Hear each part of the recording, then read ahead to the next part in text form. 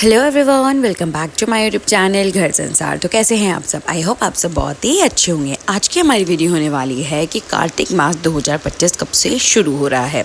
आइए जानते हैं इसकी सही विधि, कौन से ज़रूरी नियम हैं जो आप कार्तिक मास में फॉलो कर सकते हैं, दीपदान का क्या महत्व होता है। इसी के साथ जानेंगे हम ऐसे उपाय जो आप कार्तिक के महीने में कर सकते हैं, अपनी मनोकामनाओं को पूर्ण कर सकते हैं, अपने जीवन में धन वृद्धि कर सकते हैं, आर्थिक तंगी और कर्ज से मुक्ति पा सकते हैं। तो चलिए फिर शुरू करते हैं।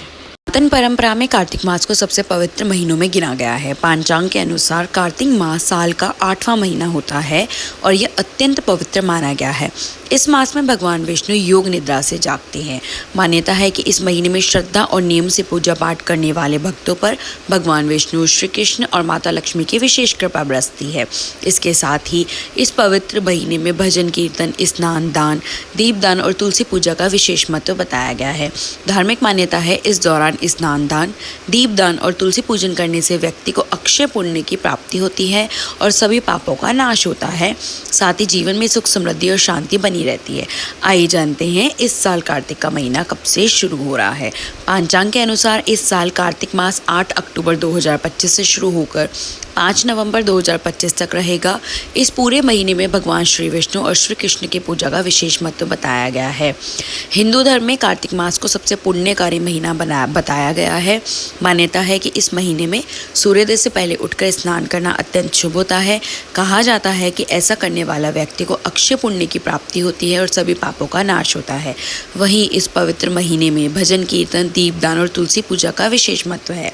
धार्मिक मान्यता है कि इस माह में भगवान विष्णु और माता लक्ष्मी की आराधना करने से घर में सुख, समृद्धि और शांति बनी रहती है।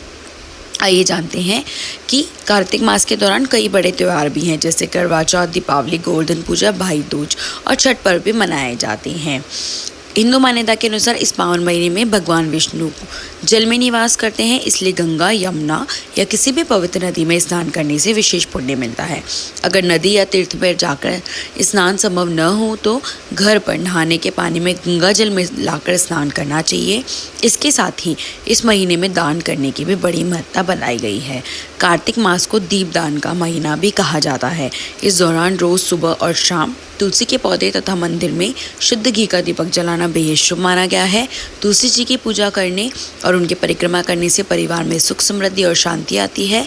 ऐसा कहा जाता है कि इस महीने दीपदान करने से माँ लक्ष्मी बेहद प्रसन्न होती है। आइए जानते हैं कार्तिक महीने के नियम। इस पवित्र मास में भगवान विष्णु और कृष्ण के मंत्रों का अधिक से अधिक जप करना चाहिए। साथ ही माता लक्ष्मी की पूजा भी अत्यंत फलदायी मानी गई है।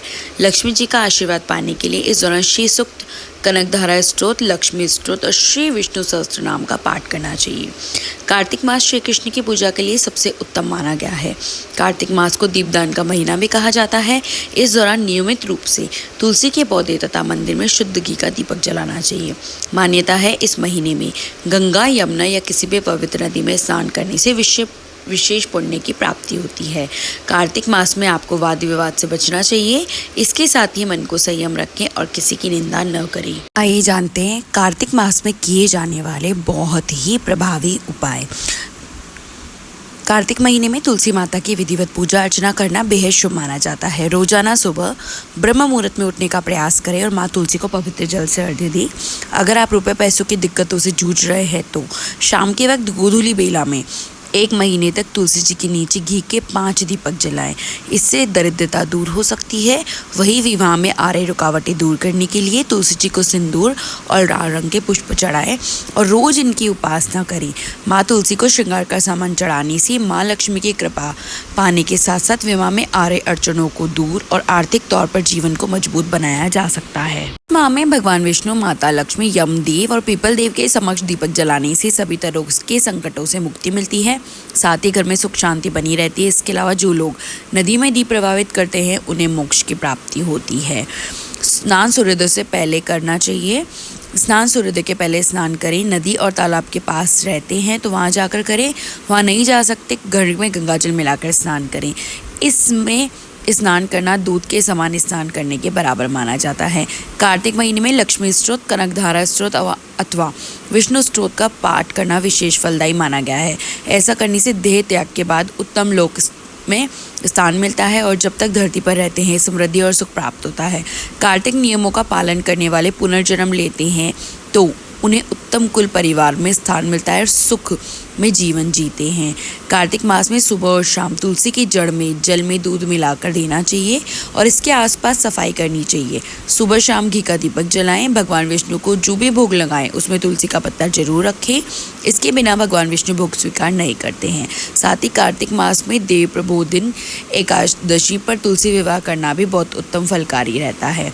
कार्तिक मास में नियमित रूप से भगवान विष्णु को तिल अर्पित करने चाहिए। यूँ तो साल भर तिल अर्पित करते हैं अच्छा है, लेकिन अगर ऐसा नहीं कर पाते हैं तो कार्तिक मास और माघ मास में ऐसा करना उत्तम रहता है। ऐसा करने से जाने अनजाने में किए गए पापों से मुक्ति मिलती है और सद्गति प्राप्त होती है।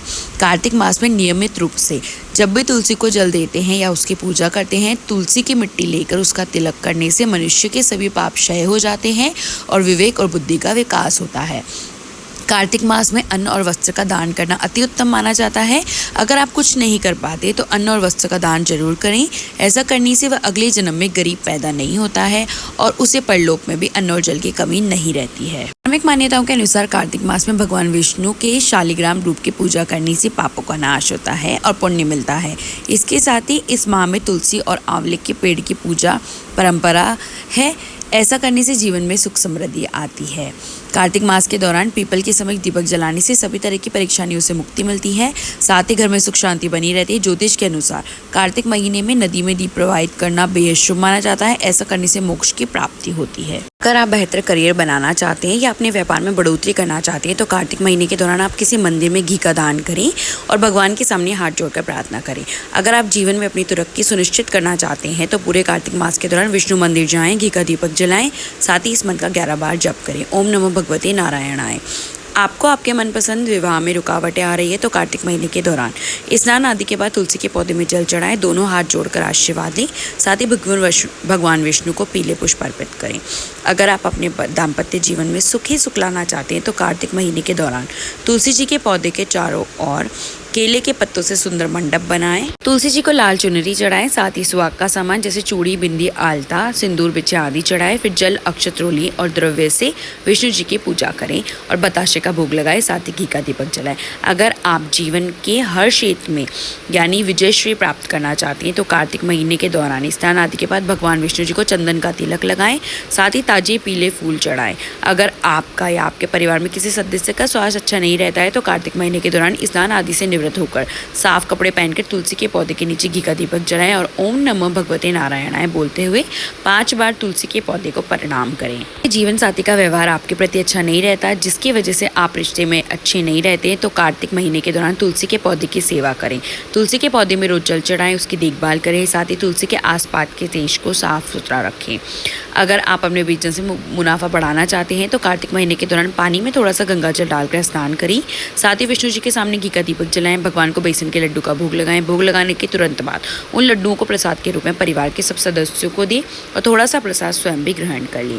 अगर आप चाहते हैं कि आपके घर में सुख समृद्धि और संपन्नता आए तो पूरे कार्तिक महीने के दौरान भगवान श्री विष्णु की विधि पूर्वक पूजा करें। श्री विष्णु जी के मंत्रों का 108 बार जप करें। ओम नमो भगवते नारायणाय। आप अपनी आर्थिक स्थिति मजबूत करना चाहते हैं तो कार्तिक महीने के दौरान स्नान आदि से निवृत्त होकर तुलसी के पौधे के साथ ही केले के पौधे को भी जल चढ़ाएं। साथ ही तुलसी के पौधे के तने पर हल्दी का लेप लगाएं। आपको वीडियो जानकारी अच्छी लगी हो तो वीडियो को लाइक कीजिए और ऐसी ही और वीडियोस देखने के लिए मेरे चैनल को सब्सक्राइब कीजिए। Thank you for watching. Shri Hari Vishnu.